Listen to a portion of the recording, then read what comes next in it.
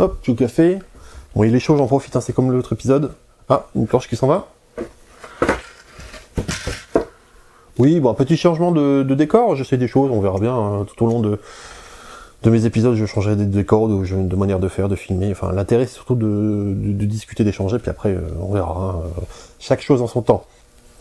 Il est encore chaud. Donc bien le bonjour, mesdames, messieurs, autres reptiliens ou toute autre personne qui fait des molles grabs.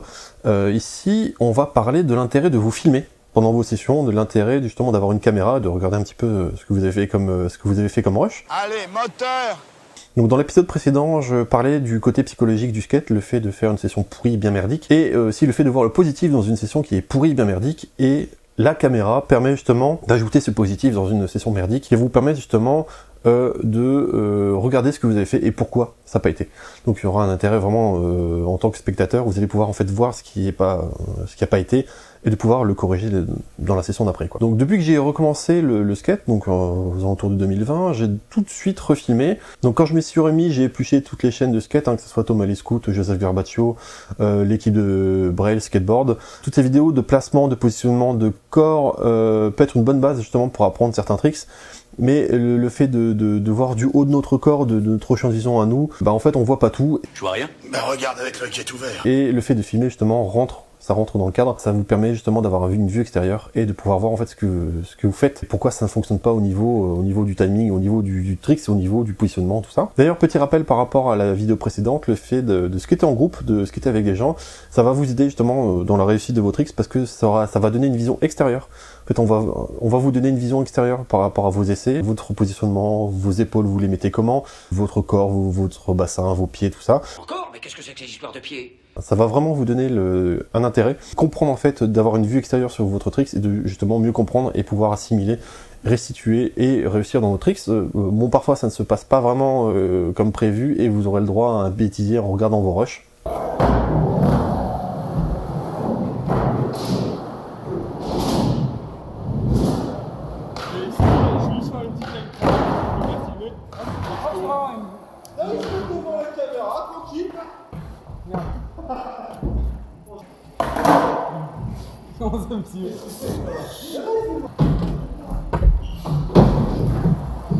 Bref, la caméra, comme vos potes, hein, de session, vous permettront vraiment d'avoir un regard extérieur sur ce que vous avez fait, et vous servira justement de réunion et de briefing pour les sessions futures. Je pense qu'on est dans une époque où tout le monde a un téléphone, tout le monde a une petite caméra sur son téléphone. C'est bien, Neil, super pour l'appareil photo. Une GoPro ou une merde équivalente chinoise. Le truc, c'est qu'il vous faut un minimum un truc qui filme en 720p, en 30 fps. Vous aurez juste assez de pixels pour voir ce qui va pas et ce qu'il faut faire.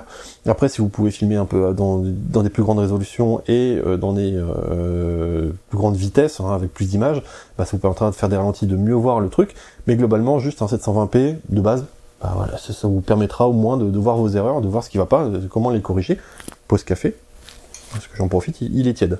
Bref, hein, je pense que tout le monde a ce type de matériel-là, et ça vous aidera à comprendre les tricks, à comprendre vos placements, comprendre comment votre corps réagit aux tricks lancés. Comme moi là récemment, j'essaye de lancer le heal, et c'est vraiment une merde. Je l'ai eu au début, puis je l'ai perdu.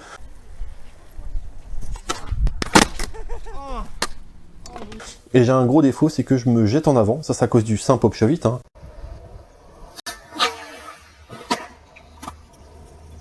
Donc je me jette trop en avant, et quand je lance le heal, j'atterris vraiment sur les talons au niveau du bord de la board.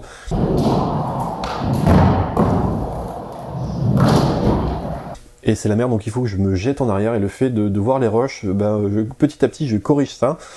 J'essaie de casser justement l'automatisme que j'ai de me jeter en avant, donc j'essaie de prendre sur moi, de me jeter en arrière, de lancer le tricks. Ça commence à rentrer petit à petit, je commence à prendre un peu plus d'assurance, à lancer le tricks, à le voir et à le catcher.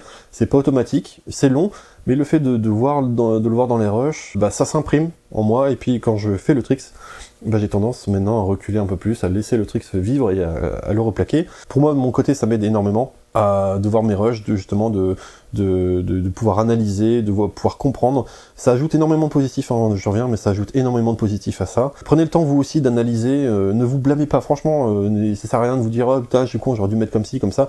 Bah non, tu te mets comme ça, Tu le fais, et prochaine session, bah, tu essaies de t'en rappeler, de faire mémoriser à ton corps le bon placement, et puis ça se fait petit à petit. Apprenez à votre vitesse, encore une fois, hein, vraiment apprenez à votre vitesse, et encore une fois, ne vous comparez pas aux autres, vous n'avez pas besoin de vous comparer à d'autres skateurs, parce que vous prenez 5 personnes, je suis convaincu que pour un même trick, 5 personnes ne le lancent pas de la même façon, ne mettent pas leur bassin de la même façon.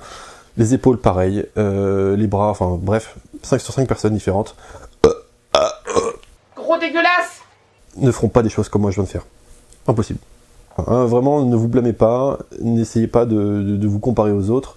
Encore une fois, c'est une question d'affinité, j'en parlais dans l'épisode précédent, c'est une question d'affinité. Il y a des gens qui vont plus apprécier le heel, le flip, le pop-chevik, le frontier, le machin, qui vont plus avoir des affinités. C'est ça, des affinités avec certains tricks. Essayez de comprendre, et la personne avec qui vous devez être la plus forte, vous devez rivaliser, c'est vous-même.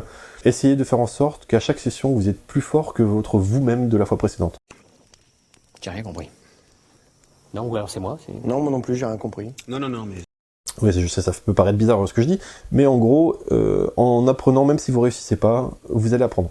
Voilà, c'est ça le truc. Prenez confiance en vous, soyez objectif avec vous-même, et vous verrez la progression. Je peux par contre en skate que vous perdiez des tricks, c'est ce qui m'est arrivé, et c'est ce qui m'arrive encore, hein, le flip, par exemple, hein, le flip, moi je l'ai perdu, j'ai du mal à le retrouver, et alors que je savais le lancer il y a quelques sessions, c'est complètement débile. Donc le conseil que je peux vous donner, et que j'essaye de m'appliquer, c'est de reprendre depuis le début, le tricks. Vraiment, reprendre depuis le début, reprendre la base, et refaire chaque essai en décortiquant le mouvement et en essayant de comprendre un peu sur le tricks, son corps, la peur de le replaquer, parce que parfois ça peut être ça inconsciemment, t'as peur de le replaquer, tu replaques pas, tu mets un pied à côté, t'as l'air d'un con, hein, c'est ça. Et con lui, hein. Bref, reprenez l'apprentissage du début et filmez-vous, ça va revenir. Et encore une fois, ne vous blâmez pas, c'est ça le truc. Et c'est pas grave si vos rushs sont trop dans le noir, sont trop éclairés, sont pas forcément bien cadrés. Ces rushs-là vous serviront de base, c'est une base d'entraînement. C'est pas des trucs, c'est pas des parts, c'est pas des runs de marque, c'est pas des trucs qui ont pour but d'être visibles. Après, si vous, dans ces rushs-là, vous avez fait une belle figure et que vous pouvez l'exporter, vous l'afficher sur Insta, sur ce que vous voulez, bah faites-le, c'est très bien. Moi je le fais, hein, c'est ce que je fais parfois. Hein. Je pose ma caméra, je fais un rush, et si ça se passe bien, bah je montre un petit peu comment je travaille, ou comment j'ai réussi le tricks, ou à peu près quoi. Mais voilà, j'espère que si vous appliquez ça, que ça puisse vous être utile. Si vous le faites déjà chez vous, bah dites-moi en commentaire un peu comment ça se passe, est-ce que vous faites pareil, est-ce que ça fonctionne, est-ce que ça vous aide. Mais vraiment en conclusion, voilà, filmez-vous, ça peut que vous aider quoi. Voilà, je pense qu'on a fait le tour. Café froid, un t-shirt anti-wax, parce que c'est moi-même qui le fais. Je vous en parlerai un jour de ce que je fais, en termes de goodies des t-shirts. Si ça vous intéresse, mettez-le en commentaire aussi si ça vous intéresse. Presque tiède. Voilà, j'ai fait un épisode, presque tiède. La prochaine fois, il sera chaud, hein, je dirai plus vite. Peut-être modifier un peu le décor pour la prochaine fois, tout ça, enfin, on verra bien, ce n'est pas le propos, on s'en fout, on s'en branle. Tout le monde s'en branle, moi le premier. Portez-vous bien, faites-le bien, et skatez bien surtout. Prenez plaisir à être sur votre bout de bois. Moi j'ai hâte d'y être. Je vous dis, mesdames, messieurs, et autres reptiliens et toutes autres personnes faisant des molles grabs, au revoir. Allez. Allez. Je me taille. Je cut.